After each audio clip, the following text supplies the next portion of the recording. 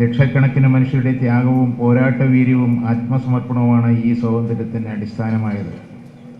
നമ്മുടെ ധീരരായ പൂർവികന്മാർ നേടിത്തന്ന സ്വാതന്ത്ര്യത്തിൻ്റെ പ്രാധാന്യത്തെയും അതിൻ്റെ ചരിത്രത്തെയും അനുസ്മരിക്കാനുള്ള സുപ്രധാന ദിവസമാണ് ഓരോ സ്വാതന്ത്ര്യ ദിനവും. മഹാത്മാഗാന്ധിയുടെ അഹിംസയുടെ പാത, ഭഗത് സിംഗിൻ്റെ വിപ്ലവകാരികളുടെ ധീരമായ പോരാട്ടങ്ങൾ, നേതാജി സുഭാഷ് ചന്ദ്രബോസിൻ്റെ ആവേശം നിറഞ്ഞ നേതൃത്വം, കൂടാതെ മൗലാന അബ്ദുൽ കലാം ആസാദിനെ പോലുള്ള നേതാക്കളുടെ നേതൃത്വവും സ്വാതന്ത്ര്യ സമരത്തിൻ്റെ മുതൽക്കൂട്ടായി. രാജ്യത്ത് നിലനിന്നിരുന്ന ജാതി വ്യവസ്ഥയ്ക്കും അസമത്വത്തിനെതിരായി പൊരുതിയ ഒരു സാമൂഹ്യ പരിഷ്കർത്താവായിരുന്നു അംബേദ്കറുടെ സംഭാവനയും മറക്കാൻ കഴിയില്ല. ജാതിയുടെയും മതത്തിൻ്റെയും ഭാഷയുടെയും അതിരുകളില്ലാതെ ഒരേ മനസ്സോടെ ഇന്ത്യയിലെ ജനങ്ങൾ നടത്തിയ പോരാട്ടത്തിൻ്റെ ഫലമാണ് ഇന്ന് അനുഭവിക്കുന്ന സ്വാതന്ത്ര്യം. ഗാന്ധിജിയുടെ ഉപ്പു സത്യാഗ്രഹത്തിൻ്റെയും നിയമലംഘന പ്രസ്ഥാനത്തിൻ്റെയും ആവേശം കാസർഗോഡിലും മലയടിച്ചു. ഉപ്പു സത്യാഗ്രഹത്തിന് പയ്യന്നൂരിൽ നേതൃത്വം നൽകിയ കേളപ്പനായിരുന്നു ഈ സമരങ്ങളുടെയെല്ലാം കേരളത്തിലെ മുന്നണി പോരാളി. അദ്ദേഹത്തോടൊപ്പം കാസർഗോഡിൻ്റെ മണ്ണിൽ നിന്നും വിദ്വാൻ P Kelu Nair, Gandhi Krishnan Nair, NC Kannan Nair, K Madhavan, Kayyur കുഞ്ഞിക്കണ്ണറെ, മഞ്ചേശ്വരം ഗോവിന്ദപ്പൈ തുടങ്ങിയ നിരവധി ധീരദേശാവനികൾ അണിനിരന്നു. നീലേശ്വരം കേന്ദ്രീകരിച്ച് നടന്ന പോരാട്ടത്തിൽ കാസർഗോഡിൻ്റെ സമരത്തിലെ സുവർണ അധ്യായങ്ങളാണ് കർഷക സമരങ്ങൾക്ക് ആവേശം നൽകിയ AV കുഞ്ഞമ്പുവും കയ്യൂർ സമരത്തിൽ പങ്കെടുത്ത ധീരന്മാരും ഈ നാട്ടിൻ്റെ വീര്യത്തെ ലോകത്തിനു മുമ്പിൽ ഉയർത്തിക്കാട്ടി. ഇന്ത്യയുടെ സ്വാതന്ത്ര്യ സമരത്തിൽ സോഷ്യലിസ്റ്റ് ചിന്താഗതികൾ വഹിച്ച പങ്ക് വളരെ നിർണായകമാണ്. ജവഹർലാൽ നെഹ്റു, സുഭാഷ് ചന്ദ്രബോസ്, ജയപ്രകാശ് നാരായണൻ, അച്യുത് പട്വർദ്ധൻ, അരുണ അസഫ് അലി, ഡോക്ടർ രാം മനോഹർ ലോഹിയ എന്നിവരെല്ലാം ഇന്ത്യയിലെ സോഷ്യലിസ്റ്റ് പ്രസ്ഥാനത്തിൻ്റെ പ്രധാന നേതാക്കളായിരുന്നു. സമ്പന്നരും ദരിദ്രരും തമ്മിലുള്ള അന്തരം ഇല്ലാതാക്കി സാമൂഹ്യനീതിയിലും തുല്യനീതിയിലും അധിഷ്ഠിതമായ ഒരു ഇന്ത്യയാണ് ഇവർ സ്വപ്നം കണ്ടത്. ഈ ആശയത്തെ പിൽക്കാലത്ത് 42ാം ഭരണഘടനാ ഭേദഗതിയിലൂടെ നമ്മുടെ ഭരണഘടനയിലെ ആമുഖത്തിൽ സോഷ്യലിസം, മതേതരത്വം, അഖണ്ഡത എന്നീ വാക്കുകൾ കൂട്ടിച്ചേർക്കാൻ കാരണമായി. ബ്രിട്ടീഷ് ഭരണത്തിൻ്റെയും തിരുവിതാംകൂർ ദിവാൻ ഭരണകൂടത്തിൻ്റെയും നടന്ന ഐതിഹാസികമായ പുന്നപ്പുര പരിയാര സമരവും അതിൻ്റെ മുൻമന്ത്രി സഖാവ് VS അച്യുതാനന്ദൻ വഹിച്ച പങ്കും ഈ അവസരത്തിൽ സ്മരിക്കുന്നു.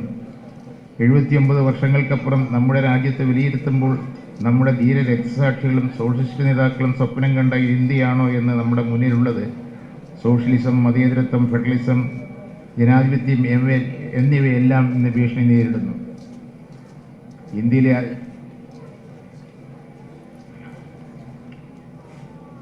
ഇന്ത്യയിലെ അതിസമ്പന്നരായ 1% ആളുകളുടെ കൈവശം രാജ്യത്തെ മൊത്തം സമ്പത്തിൻ്റെ 40% അതേസമയം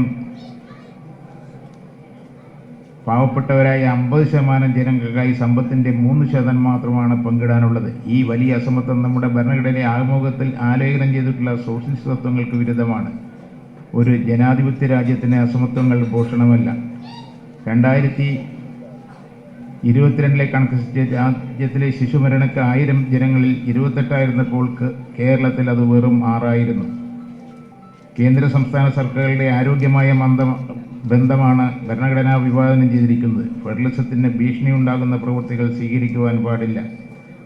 സംസ്ഥാനങ്ങൾ സാമ്പത്തികമായി ദുർബലമാകുമ്പോൾ രാഷ്ട്രീയം മറന്ന് സംസ്ഥാനങ്ങളെ സഹായിക്കുവാൻ കേന്ദ്ര സർക്കാർ ബാധ്യസ്ഥരാണ്.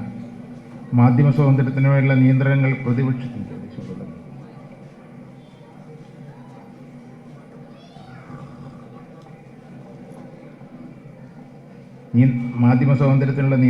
പ്രതിപക്ഷത്തെ നിശബ്ദമാക്കാനുള്ള ശ്രമങ്ങൾ, വിയോജിപ്പുകളെ രാജ്യദ്രോഹമായി ചിത്രീകരിക്കുന്ന പ്രവണതകൾ എന്നിവ ഒരു ജനാധിപത്യ രാജ്യത്തിന് യോജിച്ചതല്ല.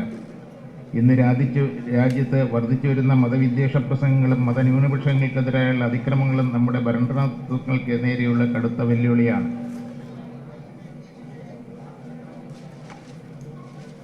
ജനാധിപത്യത്തിൻ്റെ നെടുന്തൂണുകളായ നിയമവ്യവസ്ഥ, മാധ്യമങ്ങൾ, തെരഞ്ഞെടുപ്പ് കമ്മീഷൻ എന്നിവ നിഷ്പക്ഷമായി ഇന്ന് ചോദ്യം ചെയ്യപ്പെടുന്ന എന്നത് ആശങ്കാജനകമാണ്.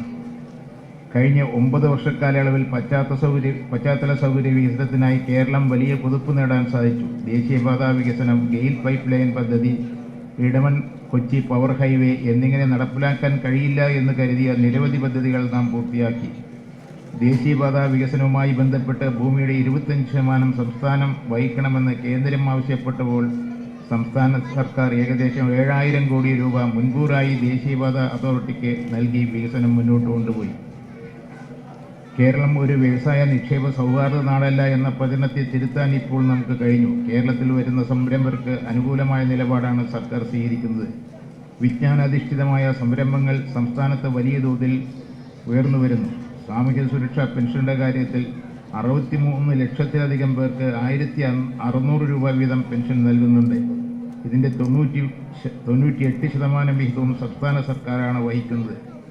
കഴിഞ്ഞ 9 വർഷം കൊണ്ട് ക്ഷേമ പെൻഷനായി നൽകിയത് 74,485 കോടി രൂപയാണ്. രാജ്യത്തെ ഏറ്റവും സമഗ്രമായ സാമൂഹ്യ സുരക്ഷാ പെൻഷൻ പദ്ധതി കേരളത്തിലാണ് നടപ്പാക്കുന്നത്. ദാരിദ്ര്യവും ഏറ്റവും കുറഞ്ഞ സംസ്ഥാനം കേരളത്തിലാണ്. കേന്ദ്ര സർക്കാർ തന്നെ സാക്ഷ്യപ്പെടുത്തിയിട്ടുണ്ട്. 64,006 കുടുംബങ്ങളാണ് അതിദരിദ്രരായി നമ്മുടെ സംസ്ഥാനത്തുണ്ടായിരുന്നത്. അതിൽ 78% പേരും അതിദാരിദ്ര്യം മുക്തമാക്കി കഴിഞ്ഞു. ബാക്കിയുള്ളവർ കൂടി നവംബർ 1 പൂർണ്ണമായും അതിദരിദ്രാവസ്ഥയിൽ നിന്ന് മുക്തരാകും. ലൈഫ് മിഷൻ പദ്ധതിയുടെ കഴിഞ്ഞ 9 വർഷത്തിനിടെ 4,15 ലക്ഷം വീടുകളുടെ നിർമ്മാണം പൂർത്തിയാക്കി. 1,14,000-ഓളം വീടുകൾ നിർമ്മാണത്തിൻ്റെ വിവിധ ഘട്ടങ്ങളിലാണ്. വീട് നിർമ്മാണത്തിന് കേന്ദ്രം നൽകുന്ന തുകയുടെ പകുതി പോലും രാജ്യത്തെ മറ്റ് സംസ്ഥാനങ്ങൾ നൽകുന്നില്ല.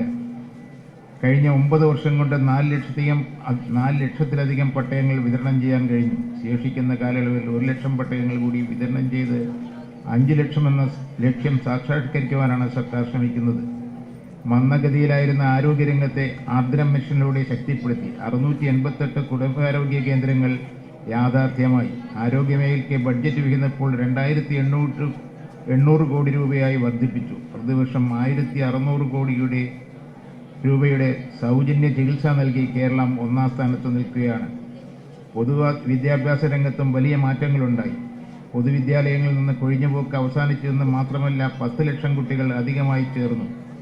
2016 മുതൽ പൊതുവിദ്യാലയങ്ങൾ 5,000 കോടിയോളം രൂപയുടെ നിക്ഷേപം നടത്തി. വിനോദസഞ്ചാര മേഖലയിലും വലിയ കുതിച്ചുചാട്ടമുണ്ടായി. ലോകത്ത് കണ്ടിരിക്കേണ്ട സ്ഥലങ്ങളുടെ പട്ടികയിൽ ന്യൂയോർക്ക് ടൈംസ് ഇന്ത്യയിൽ നിന്ന് കേരളത്തെ മാത്രമാണ് ഉൾപ്പെടുത്തിയിരിക്കുന്നത്. ഒരു സംസ്ഥാനത്തിൻ്റെ വികസനത്തിൻ്റെ നെടുന്തൂണാണ് അതിൻ്റെ ഊർജ്ജ മേഖല. കഴിഞ്ഞ 9 വർഷത്തെ ഭരണം വൈദ്യുതി മേഖലയിൽ വലിയ മാറ്റമാണ് ഉണ്ടാക്കിയിരിക്കുന്നത്. കഴിഞ്ഞ 9 വർഷമായി കേരളത്തിൽ ഷെഡ്യൂൾ ചെയ്ത പവർ കട്ടോ ലോഡ് ഷെഡിങ്ങോ ഉണ്ടായിട്ടില്ല. ഏറെക്കാലം മുടങ്ങിക്കിടന്ന നിർമ്മാണ പ്രവർത്തനങ്ങൾ യുദ്ധകാലാടിസ്ഥാനത്തിൽ പൂർത്തിയാക്കി. ഇതിൽ ഏറ്റവും പ്രധാനപ്പെട്ടത് ഇടമൺ കൊച്ചി 400 kV പവർ ഹൈവേയും പുഗലൂർ മടക്കത്തറ ലൈനുമാണ്. ഈ ലൈനുകളുടെ പൂർത്തീകരണത്തോടുകൂടി കേരളത്തിൻ്റെ മൊത്ത വൈദ്യുതിയുടെ ഇറക്കുമതി ശേഷി 2,550 മെഗാവാട്ടായി വർദ്ധിച്ചതിനാൽ സംസ്ഥാനത്ത് വൈദ്യുതിയുടെ ലഭ്യത ഉറപ്പുവരുത്തുവാനും ലോഡ് ഷെഡിംഗ് പൂർണ്ണമായും ഒഴിവാക്കാനും സാധിച്ചു. 2016-17 മുതൽ 2024 വരെ കാലയളവിൽ വിതരണ മേഖലയിൽ 13,015 കോടി രൂപയുടെ വികസന പ്രവർത്തനങ്ങളാണ് നടപ്പാക്കിയത്. കേരളത്തിൽ സ്മാർട്ട് മീറ്ററുകൾ സ്ഥാപിക്കുന്ന തുടക്കം കുറിച്ചു. കഴിഞ്ഞ ആദ്യഘട്ടത്തിൽ 1.8 ലക്ഷം സർക്കാർ ഉപഭോക്താക്കളുടെ മീറ്ററുകളും ഫീഡർ മീറ്ററുകളും മുൻഗണനാടിസ്ഥാനത്തിൽ 2025 പൂർത്തിയാക്കാൻ തീരുമാനിച്ചിട്ടുണ്ട്.